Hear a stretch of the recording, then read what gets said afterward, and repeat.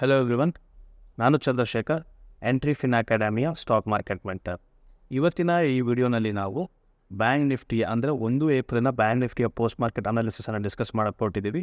ನೀವೇನಾದರೂ ನಮ್ಮ ಚಾನಲ್ಗೆ ಹೊಸಬರಾಗಿದೆ ದಯವಿಟ್ಟು ನಮ್ಮ ಯೂಟ್ಯೂಬ್ ಚಾನಲನ್ನು ಲೈಕ್, ಶೇರ್, ಸಬ್ಸ್ಕ್ರೈಬ್ ಮಾಡಿ. ಮೊದಲನೇದಾಗಿ ನನ್ನನ್ನು ಹಳೆಯ ವಿಡಿಯೋಗಳಲ್ಲಿ ಹೇಳ್ಕೊತಾ ಬಂದಿದ್ದೀನಿ, ವೋಲಟಿಲಿಟಿ ಅಂದರೆ ಇಂಡಿಯಾ ವಿಕ್ಸ್ ಫ್ಯಾಕ್ಟರ್ ತುಂಬ ಇಂಪಾರ್ಟೆಂಟ್ ಆಗುತ್ತೆ. ಏನಕ್ಕೆ ಅಂತಂದರೆ ಇಂಟ್ರಾಡೇ ಟ್ರೇಡರ್ಸ್ ಅಥವಾ ಆಪ್ಷನ್ ಬೈಯಿಂಗ್ ಮಾಡುವಂಥ ಸಂದರ್ಭದಲ್ಲಿ ವೋಲಟಿಲಿಟಿ ಇರಬೇಕು. ಯಾಕೆ ನಾವು ಆಪ್ಷನ್ ಬೈರ್ ಆಗಿದ್ದೀವಿ ಅಂತ ಅಂದರೆ ನಾವು ಮೊಮೆಂಟಮನ್ನು ಕ್ಯಾಪ್ಚರ್ ಮಾಡುವಂಥವ್ರು. ಆ ಮೊಮೆಂಟಮ್ ಎಷ್ಟು ಬೇಗ ಬರುತ್ತೋ ಅಷ್ಟು ಹೆಚ್ಚಿನ ಲಾಭವನ್ನು ಮಾಡ್ತೀವಿ. ಯಾಕೆ? ಇಲ್ಲಿ ಆಪ್ಷನ್ ಬೈಯಿಂಗ್ ಮಾಡಬೇಕಾದ್ರೆ ನೆನ್ಪಿಟ್ಕೊಳ್ಳಿ, ನಮಗೆ ಥೀಟಾ ಡಿ ಕೆ ಅಂತ ಒಂದು ಫ್ಯಾಕ್ಟರ್ ಇರುತ್ತೆ. ಥೀಟಾ ಡಿ ಕೆ ಹೇಗೆ ವರ್ಕ್ ಆಗುತ್ತೆ ಅಂದರೆ ಆಪ್ಷನ್ ಬೈಯರಿನ ವಿರುದ್ಧವಾಗಿ ವರ್ಕ್ ಆಗುತ್ತೆ.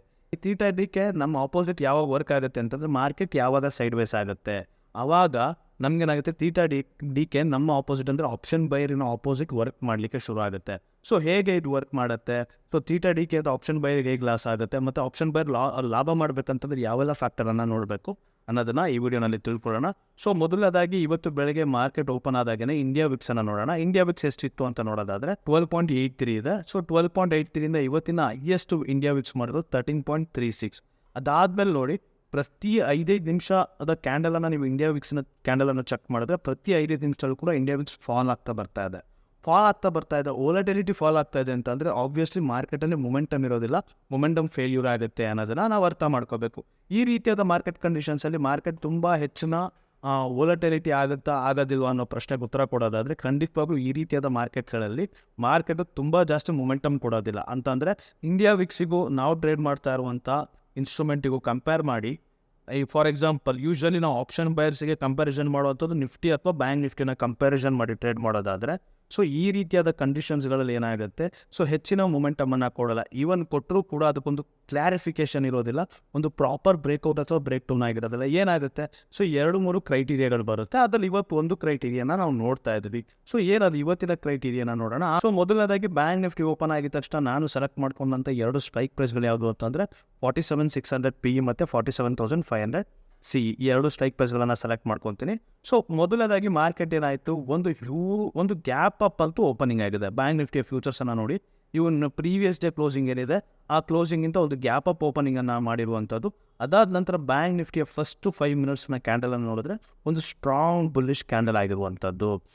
ಈ ಟೈಮಲ್ಲಿ ನಾನು ಅಬ್ಸರ್ವ್ ಮಾಡಿದ್ದು ಯಾವುದು ಅಂತಂದರೆ ವೋಲಟಿಲಿಟಿ, ಇಂಡಿಯಾ ವಿಕ್ಸ್ ವೋಲಟಿಲಿಟಿ. ನಾನು ರೀಸೆಂಟಾಗಿ ಹೇಳ್ತಾ ಬಂದಿದ್ದೀನಿ ನನ್ನ ವಿಡಿಯೋಗಳಲ್ಲಿ, ವೋಲಟಿಲಿಟಿ ತುಂಬ ಇಂಪಾರ್ಟೆಂಟ್ ಆಗುತ್ತೆ. ಹಾಗೆ ಕೂಡ ಕೆಲವೊಂದು ದಿನ ಕೂಡ ನಾನು ಟ್ರೇಡ್ ತೊಗೊಂಡಿಲ್ಲ. ನಾನು ಟ್ರೇಡ್ ತೊಗೊಂಡು ಏನಕ್ಕೆ ರೀಸನ್ ಅಂತ ಅಂದರೆ ಅಲ್ಲಿ ವೋಲಟಿಲಿಟಿ ಅಷ್ಟು ಬಂದಿಲ್ಲ, ಅಂದರೆ ನನಗೆ ಬೇಕಾಗಿರುವಂಥ ವೋಲಟಿಲಿಟಿ ಪ್ಯಾರಾಮೀಟರ್ ಕ್ರೈಟೀರಿಯಾ ಮ್ಯಾಚ್ ಆಗಿಲ್ಲ. ಹಾಗಾಗಿ ನಾನು ತೊಗೊಂಡಿಲ್ಲ.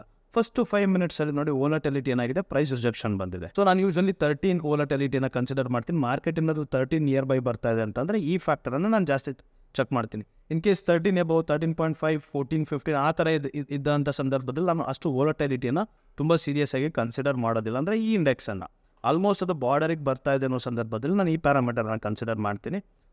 ಹಾಗಾಗಿ ಏನಾಯಿತು, ಇಲ್ಲಿ ಒಂದು ಹ್ಯೂಜ್ ಪ್ರೈಸ್ ರಿಜೆಕ್ಷನ್ ಇತ್ತು.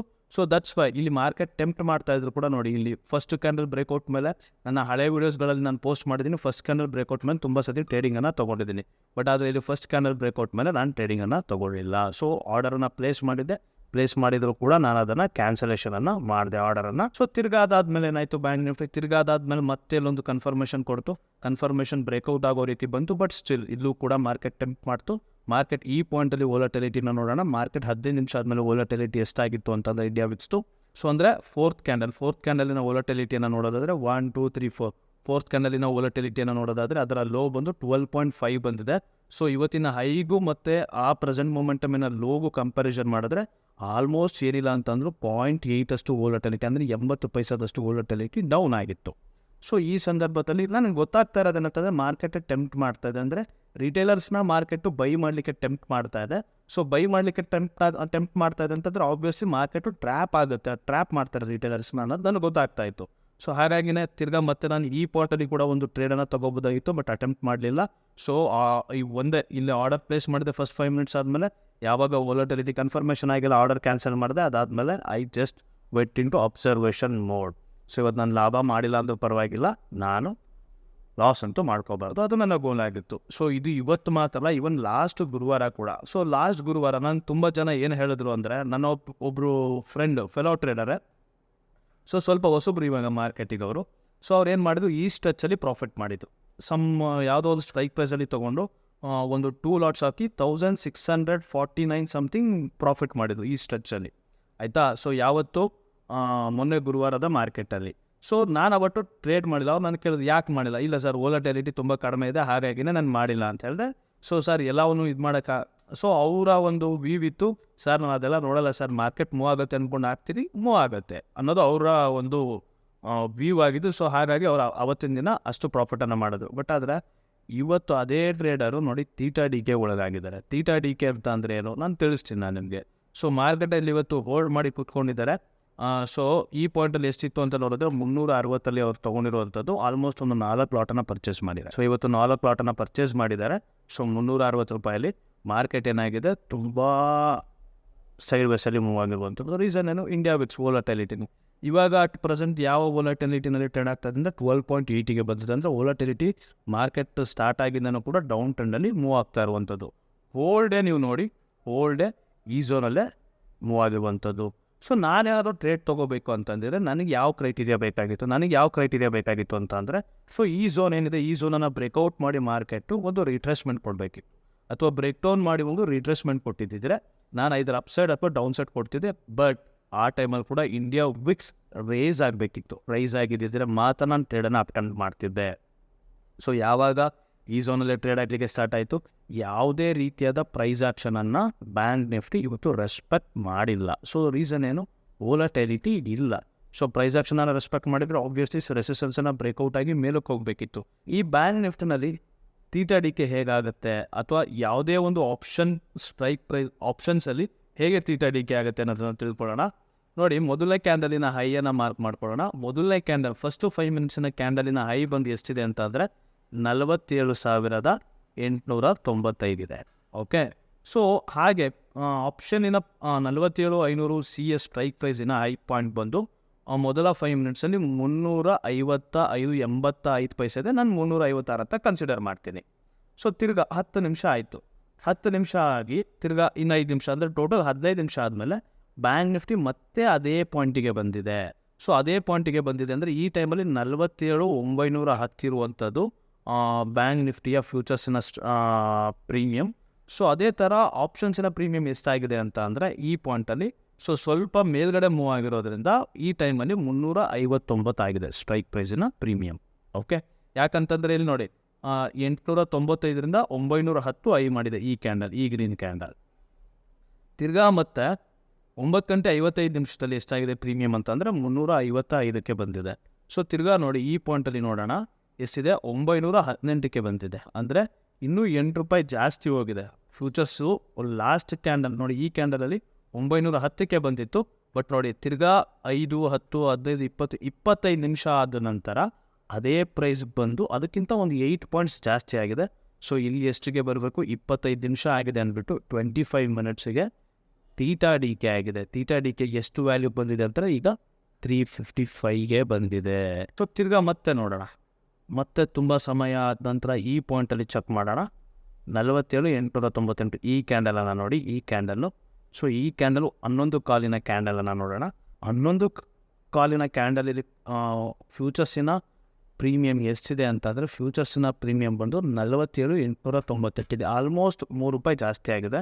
ಬಟ್ ಆದರೆ ಇದರ ಹೈ ಎಷ್ಟಿದೆ ಅಂತ ಆದರೆ 321 ರೂಪಾಯಿ ಇದೆ. ಅಂದರೆ ಆಪ್ಷನ್ ಬಯರ್ಸಿಗೆ ಹೇಗೆ ಥೀಟಾ ಡಿ ಕೆ ಆಪೋಸಿಟಾಗಿ ವರ್ಕ್ ಆಗುತ್ತೆ ಅಂತ ಅಂದರೆ ನೋಡಿ, ಸೊ ಇಲ್ಲಿ ತುಂಬ ಸಮಯ ಆಗಿದೆ ಅಂತ ಅಂದ್ಬಿಟ್ಟು, ಅಂದರೆ ಆಲ್ಮೋಸ್ಟು ಗಂಟೆನಲ್ಲಿ ಕ್ಲೋಸ್ ಆಗಿರುವಂಥದ್ದು.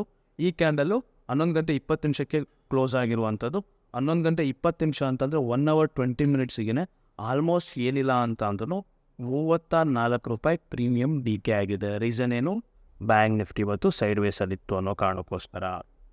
ಸೊ ಈಗ ಪ್ರೆಸೆಂಟ್ ಮಾರ್ಕೆಟ್ ಎಷ್ಟಲ್ಲಿದೆ ಅಂತಂದರೆ 47,935 ಅಂದರೆ ಬೆಳಗ್ಗೆ ಏನು ಫಸ್ಟ್ ಕ್ಯಾಂಡಲಿನ ಹೈ ಇದೆ ಅದಕ್ಕಿಂತ 40 ಪಾಯಿಂಟು ಹೈಯರಲ್ಲಿ ಇದೆ. ಸೊ ಇವಾಗ ನೋಡೋಣ ಆಪ್ಷನ್ಸಿನ ಪ್ರೀಮಿಯಮ್ ಎಷ್ಟಿದೆ ಅಂತ ಇವಾಗ ಚೆಕ್ ಮಾಡೋಣ. ಇವಾಗ 320 ರೂಪಾಯಿ ಆಗಿದೆ. ಸೊ ಇವಾಗ 320 ರೂಪಾಯಿಲಿರುವಂಥದ್ದು. ಸೊ ಈವನ್ ಬ್ಯಾಂಕ್ ನಿಫ್ಟಿಯ ಫ್ಯೂಚರ್ಸ್ ಮೇಲಕ್ಕೆ ಹೋಗ್ತಾ ಇದ್ರು ಕೂಡ ಬ್ಯಾಂಕ್ ನಿಫ್ಟಿಯ 47,500 ಸಿಯ ಪ್ರೀಮಿಯಮ್ ಮೇಲಕ್ಕೆ ಹೋಗ್ತಾ ಇಲ್ಲ. ರೀಸನ್ ಏನಂತಂದರೆ ಮಾರ್ನಿಂಗಿಂದ ಥೀಟಾ ಡಿ ಕೆ ಆಗಿರುವಂಥದ್ದು. ಸೊ ಈವನ್ ಬೆಳಿಗ್ಗೆ ಏನು ಫಸ್ಟ್ ಕ್ಯಾಂಡಲ್ ಹೈ ಮಾಡಿತ್ತು ಆ ಕ್ಯಾಂಡಲಿನ ಹೈ ಮೇಲೆ 40 ಪಾಯಿಂಟ್ ಮೇಲೆ ಹೋದರೂ ಕೂಡ ಇವತ್ತು 47,500 ರೂಪಾಯಿ ಏನಿದೆ ಅದರ ಪ್ರೀಮಿಯಮ್ ಏನಿದೆ, ಪ್ರೀಮಿಯಮ್ ಆಲ್ಮೋಸ್ಟ್ ಬೆಳಿಗ್ಗೆ ಹೈಗಿಂತ 40 ಪಾಯಿಂಟ್ ಕಡಿಮೆನೇ ಇದೆ.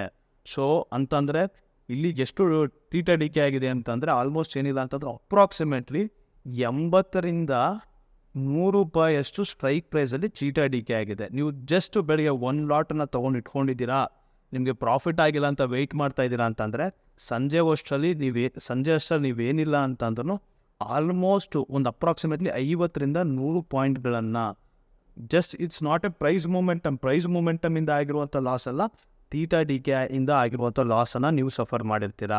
ಸೊ ಹಾಗಾಗಿನೇ ಬ್ಯಾಂಕ್ ನಿಫ್ಟಿ ಅಥವಾ ಯಾವುದೇ ಒಂದು ಆಪ್ಷನ್ಸಲ್ಲಿ ನೀವು ಟ್ರೇಡ್ ಮಾಡ್ತಾ ಇದ್ದೀರಾ ಅಂದರೆ as a option buyer trade ಮಾಡ್ತಾ ಇದ್ದೀರಾ ಅಂತಂದರೆ ನೆನ್ಪಿಟ್ಕೊಳ್ಳಿ, ವೋಲಟೈಲಿಟಿ ನಿಮಗೆ ತುಂಬ ಇಂಪಾರ್ಟೆಂಟ್. ಇವತ್ತಿನ ಮಾರ್ಕೆಟೇ ಅದಕ್ಕೆ ಉದಾಹರಣೆ. ಸೊ ನಾನು ಲಾಸ್ಟ್ ವಿಡಿಯೋದಲ್ಲೇ ಹೇಳಿದ್ದೆ, ಸೊ ನೆಕ್ಸ್ಟ್ ಅಪ್ಕಮಿಂಗ್ ಡೇಸಲ್ಲಿ ನಾವು ಇಂಟ್ರಾಡೇ ಟ್ರೇಡಿಂಗ್ ಮಾಡೋದು ತುಂಬ ಕಷ್ಟ ಆಗುತ್ತೆ, ಆದಷ್ಟು ಹುಷಾರಾಗಿರಿ ಅಂತ. ಸೊ ಪ್ರಾಬಬಲಿ ಆ ಟೈಮ್ ಬರ್ತಾ ಇದೆ. ಲಾಸ್ಟ್ ವಿಡಿಯೋ ಮಾಡಿದಾಗ ಆಲ್ಮೋಸ್ಟ್ ಆ ವೋಲಟಿಲಿಟಿ ಇಂಡೆಕ್ಸ್ ಏನಿದೆ ಬಾರ್ಡರಲ್ಲಿತ್ತು, ಹಾಗಾಗಿ 1 or 2 ಡೇಸ್ ಸ್ವಲ್ಪ ಮೊಮೆಂಟಮನ್ನು ಕೊಟ್ಟಿರುವಂಥದ್ದು. ಸೊ ಇವತ್ತು ಮಂಡೇ ಕೂಡ ಪ್ರೂವ್ ಆಗಿದೆ ಏನಪ್ಪ ಅಂತಂದರೆ ವೋಲಟಿಲಿಟಿ ಇಂಡಿಯಾ ವೀಕ್ಸ್ ತುಂಬ ಇಂಪಾರ್ಟೆಂಟ್. ಸೊ ವೋಲಟಿಲಿಟಿ ಇವತ್ತು ತುಂಬ ಕಡಿಮೆ ಇದೆ ಅಂತ ನಾಳೆ ನೋಡೋಣ. ಇನ್ ಕೇಸ್ ನಾಳೆ ಏನಾದರೂ ವೋಲಟಿಲಿಟಿ ಜಾಸ್ತಿ ಆಗಿ ಮಾರ್ಕೆಟ್ ಮೊಮೆಂಟಮ್ ಆದರೆ that is fine. So but ಅದು ಇಷ್ಟೇ ವೋಲಟಿಲಿಟಿ ಇದ್ದು ಮಾರ್ಕೆಟ್ ಮೊಮೆಂಟಮ್ ಆಗಿಲ್ಲ ಅಂತ ಅಂದರೆ ಅರ್ಥ ಸೊ ವೋಲಟಿಲಿಟಿಯನ್ನು ನಾವು ಖಂಡಿತವಾಗೂ ಫಾಲೋ ಮಾಡಲೇಬೇಕು ಅಂತ. ಹೋಪ್ ಈ ವಿಡಿಯೋ ನಿಮಗೆ ಇನ್ಫಾರ್ಮೇಟಿವ್ ಆಗಿದೆ ಅಂತ ಅನ್ಕೊತೀನಿ. ಈ ವಿಡಿಯೋನ ಪೂರ್ತಿಯಾಗಿ ನೋಡಿದ್ದಕ್ಕಾಗಿ ಧನ್ಯವಾದಗಳು.